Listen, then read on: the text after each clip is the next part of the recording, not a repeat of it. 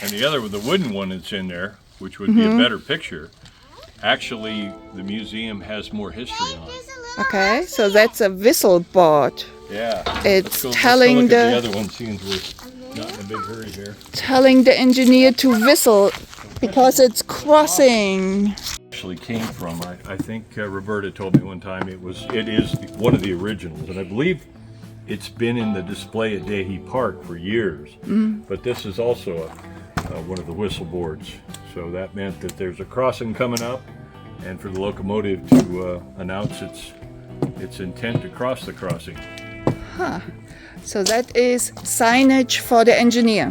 Signage for the engineer, yep. Interesting. Line.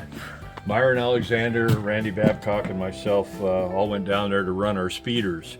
We had Jawbone, so that is that's south from of Owenio south to Owenio. Mojave. So Yeah. when they wrecked out the portion from about Cyril's Junction north, this would have been about 99, 2000, somewhere in that neighborhood. I had a speeder at that time, which is a little track device that's motorized that you can ride two people on. And so we went down there. Randy Babcock brought up 2 or 3 of his machines, and we actually rode as much of the Jawbone branch as we could. Well, these railroad property line signs were alongside the railroad, and we figured that it was a fitting deal to put them where the locomotive was going to live. So